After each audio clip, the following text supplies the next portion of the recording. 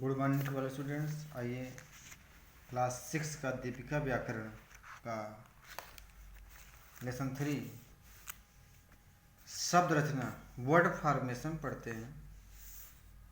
शब्द रचना में उपसर्ग व प्रत्यय विशेष योगदान होता है। उपसर्ग व प्रत्यय का विशेष योगदान होता है। दिए गए चित्रों में उनके नीचे लिखे शब्दों को ध्यानपूर्वक देखिए। उपसर्ग खिला, अध खिला, ये उपसर्ग। ज्ञानी, अज्ञानी।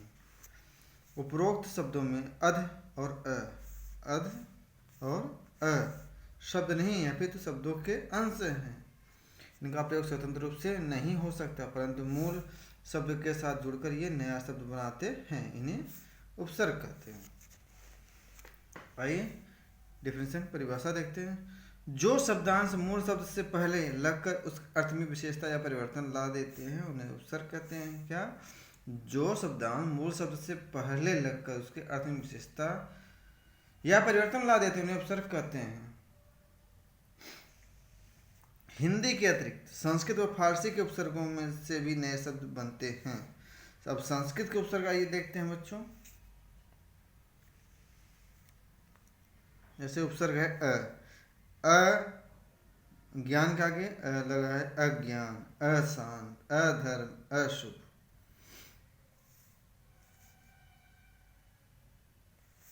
अज्ञान, अशांत, अधर्म, अशुभ।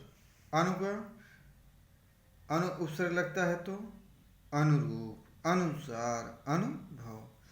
अव से अवगुण, अवतार, अवनति। प्र उपसर्ग लगेगा तो प्रभाव, प्रदेश, प्रबल, प्रयत्न। शु लगेगा तो सुपुत्र, सुकन्या, सुशीला, सुशील। वी लगेगा तो विजय, विदेश, वियोग। अब आइए फिर से देखते हैं इधर। अनिच्छा, अनादर, अनावश्यक। अपमान, अपयश, अपकार, अपवाद। आहार, आकार, आजीवन, आजन्म। प्रतिकूल, प्रतिकूल, प्रतिकार, प्रतिदिन। सम्मान, संहार, संन्यासी, संन्यासी, संभव। आइए हिंदी के उपसर्ग देखते हैं। अनपढ़, अनमोल, अनजान। भरपेट, भरपूर, भरसक।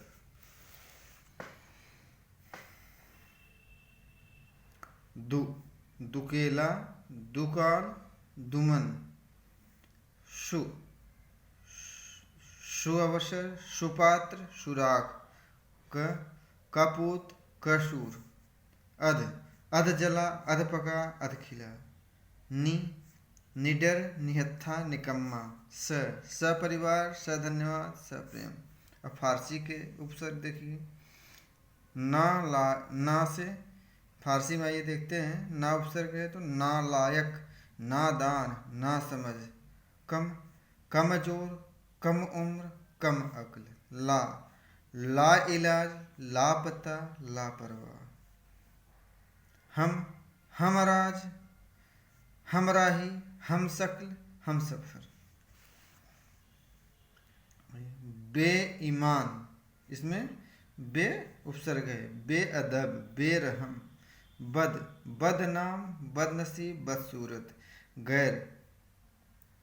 गैर हाजिर, गैर कानूनी, गैर मुमकिन। बाकायदा, बामुलाहिजा, बाइज्जत। आइए प्रत्यय देखते हैं बच्चों। प्रत्यय सब्जी है तो सब्जी वाला। भारत है तो भारतीय। उपरोक्त शब्दों में सब्जी तथा भारत मूल शब्द हैं और इनमें वाला और ई, यहाँ पर ई लगा है। शब्दांश का प्रयोग होने से इनका अर्थ बदल गया है। इन्हें ही प्रत्यय कहते हैं। ये शब्दों के अंत में जुड़ते हैं तथा इनका प्रयोग स्वतंत्र रूप से नहीं हो सकता।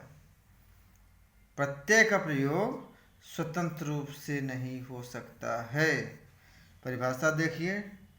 जो शब्दांश शब्दों के अंत में लगकर उनके अर्थ में परिवर्तन या विशेषता उत्पन्न कर देते हैं वे प्रत्यय कहलाते हैं। आइए, प्रत्यय दो प्रकार के होते हैं। क्रिया से जुड़ने वाले प्रत्यय कृत प्रत्यय होते हैं और अन्य शब्दों से जुड़ने वाले प्रत्यय तद्धित प्रत्यय। अब क्रिया से जुड़ने वाले प्रत्यय देखिए, कृत प्रत्यय। जैसे प्रत्यय है ऊ, खाना क्रिया हो जाएगा, शब्द खाऊ, खाना से खाऊ हो जाएगा। क्रिया बेचना, शब्द बिकाऊ है, और क्रिया लूटना है तो शब्द लुटाऊ हो जाता है। आइए आगे देखते हैं।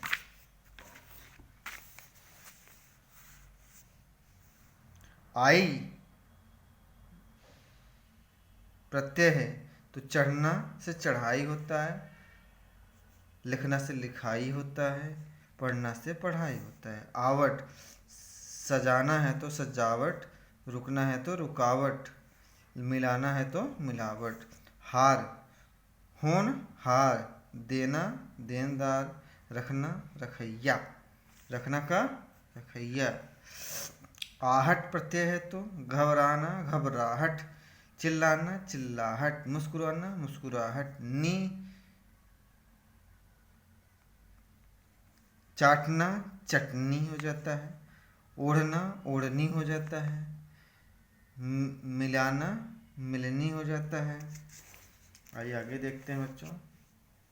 अन्य शब्दों में लगने वाले प्रत्यय तद्धित प्रत्यय कहलाते हैं। जैसे आ भूखा प्यासा, भूखा आ प्रत्यय लगा है, प्यासा में भी लगा है, छात्रा भी लगा है, में भी लगा है, सुता में भी लगा है। दार दुकानदार, फलदार, जोरदार, वाला केले वाला, घर वाला, फल वाला। इक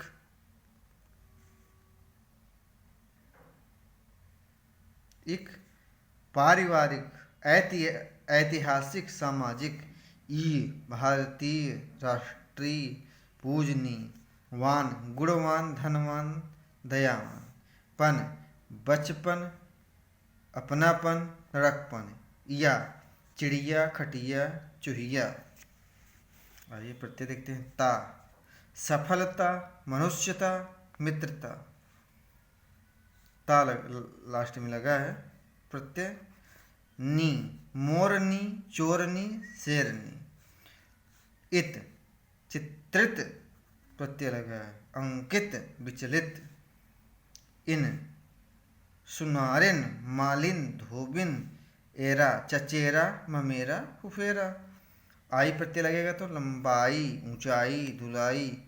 ई प्रत्यय लगा तो खेती, चोरी, बोली। इन नमकीन, रंगीन, कुलीन।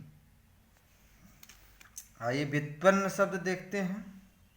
शब्द निर्माण में कभी कभी उपसर्ग व प्रत्यय दोनों भी आ सकते हैं। जैसे कार मूल शब्द है, उपसर्ग ई, उपसर्ग उप है, प्रत्यय ई है। उपसर्ग उप है, प्रत्यय ई है। उपकारी, यहाँ पर उप उपसर्ग है, ई प्रत्यय है, कार शब्द था लेकिन उपकारी, इन सबको मिलाकर के उपकारी हो गया। गंध है तो सु उपसर्ग है, इत प्रत्यय है, सुगंधित हो जाता है। सु प्लस गंध धन इत। मान में अभि उपसर्ग और ई प्रत्यय लगाने पर अभिमानी हो जाता है, अभिमान ई। धर्म में अ लगे, अब उपसर्ग और इक प्रत्यय लगाने पर अधार्मिक, अधन धर्म धन इक। आइए बच्चों आगे देखते हैं। कभी कभी एक से अधिक उपसर्ग भी शब्द में जुड़ जाते हैं। जैसे परिधन, आधन, वर्ण मूल शब्द है और हो जाएगा पर्यावरण। सु उपसर्ग है, आ उपसर्ग है प्लस गत स्वागत, कुधन समधन गति कुसंगति।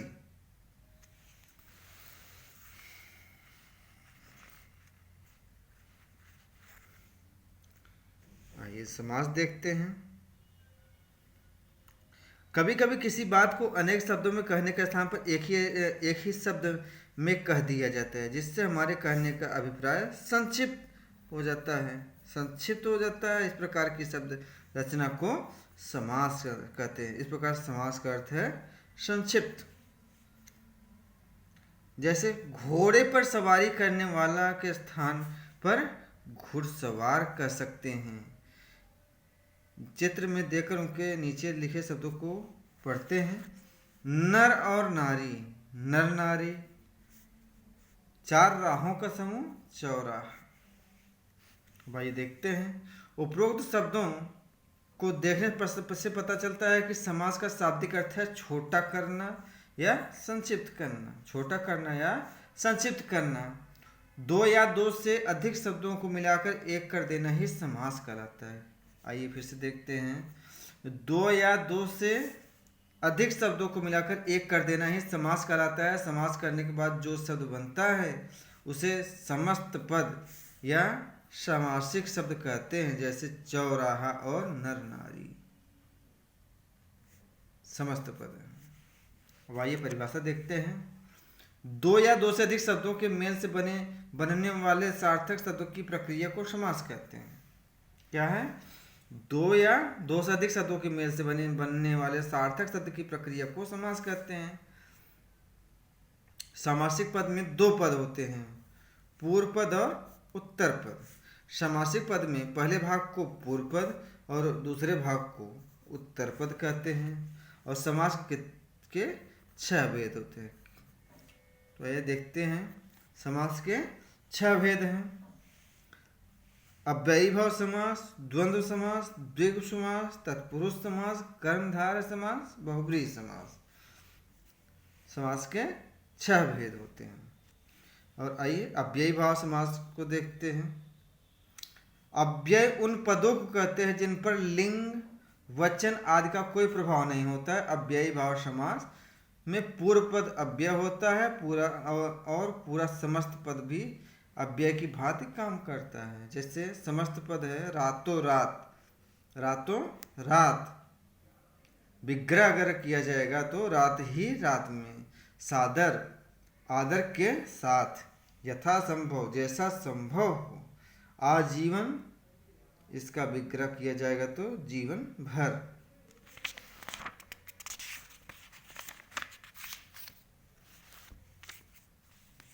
प्रतिवर्ष, हर वर्ष। भरपेट, पेट भर कर।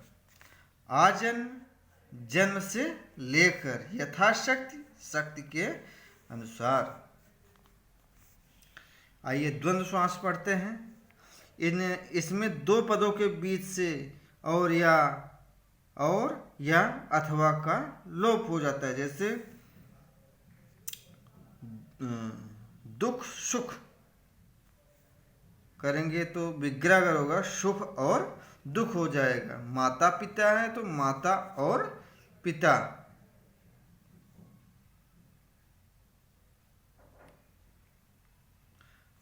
राजा और रंक है तो यहाँ राजा रंक, ये निशान लग जाता है, ये चिन्ह। सुबह और शाम का सुबह शाम हो जाता है। भाई और बहन का हो जाएगा भाई बहन। अपना और पराया का अपना पराया। देश और विदेश का देश विदेश। दिन और रात का दिन रात। द्विगु समास में पूर्व पद संख्यावाची विशेषण होता है। जैसे नवरात्र, 9 रात्रों का समूह। चौराहा, 4 राहों का समूह। त्रिवेणी, 3 वेड़ियों का समूह। दोपहर, दोपहरों का समूह। पंचवटी, 5 वट वृक्षों का समूह। सप्ताह, 7 दिनों का समूह। त्रिभुज, 3 भुजाओं का समूह। चौमासा, 4 मासों का समूह। आइए तत्पुरुष समास देखते हैं। इस समास में दो पदों के बीच से कारक चिन्हों का लोप हो जाता है। जैसे देश के लिए भक्ति, समस्त पद हो जाएगा देशभक्ति। हस्त द्वारा लिखित, हस्तलिखित। ध्यान में मग्न, ध्यान मग्न। पुस्तकों के लिए आलय, पुस्तकालय। वन को गमन, आइए देखते हैं फिर से। देश के लिए भक्ति, देशभक्ति। हस्त द्वारा लिखित, हस्तलिखित। ध्यान में मग्न, ध्यान मग्न। पुस्तकों के लिए आलय, पुस्तकालय। वन को गमन, वनगमन। स्वर्ग को प्राप्त, स्वर्ग प्राप्त। माखन को चुराने वाला, माखन चोर। शरण को आगत, शरणागत। यश को प्राप्त, यश प्राप्त। रेखा से अंकित, रेखांकित। कर्मधारय समास, इसमें पहला पद विशेषण होता है और दूसरा पद विशेष। पूर्व पद और उत्तर पद परस्पर उपमेय उपमान भी हो सकते हैं, उपमेय और उपमान भी हो सकते हैं। वही देखते हैं। नीलांबर, नीला है जो अंबर, विग्रह करने पर नीला है जो अंबर। कमल नयन, कमल के समान नयन। महात्मा, महान है जो आत्मा। चंद्रमुख, चंद्रमा के समान मुख। त्रिलोचन, तीन हैं लोचन जिनके। पीतांबर, पीला है अंबर जिनका। दशानन, 10 हैं जिसके आनंद मुंह। चतुर्भुज, 4 हैं भुजाएं जिनकी। आइए देखते हैं बहुब्रीहि समास। बहुब्रीहि समास में पूर्व पद और उत्तर पद दोनों मिलकर किसी अन्य पद के बारे में बताते हैं, इसलिए बहुब्रीहि को अन्य पद प्रधान भी कहा जाता है। जैसे पीतांबर, पीत है अंबर जिसके अर्थात भगवान विष्णु। गिरिधर, गिरि पर्वत को धारण उठाता करता है, पर्वत को धारण करता है जो अर्थात कृष्ण। लंबोदर, लंबा उदर, पेट, उदर मीन्स पेट है जिसका अर्थात गणेश। नीलकंठ, नीला है कंठ जिसका अर्थात शिव। दशानन, 10 है मुख जिसके अर्थात रावण। आइए बच्चों महत्वपूर्ण तथ्य देखते हैं। जो शब्दांश मूल शब्द से पहले जुड़कर नए शब्द बनाते हैं वे उपसर्ग कहलाते हैं। जो शब्दांश शब्दों के अंत में जुड़कर नए शब्द बनाते हैं वे प्रत्यय कहलाते हैं। 2 या 2 से अधिक शब्दों के मेल से बनने वाले सार्थक शब्द की प्रक्रिया को समास कहते हैं। समासिक पद में पहले भाग को पूर्व पद तथा दूसरे भाग को उत्तर पद कहते हैं। समास के 6 भेद हैं। अव्ययी भाव, तत्पुरुष, कर्मधारय, द्विगु, द्वंद्व और बहुब्रीहि समास। तो बच्चों अगले क्लास में मिलते हैं, तब तक के लिए नमस्कार।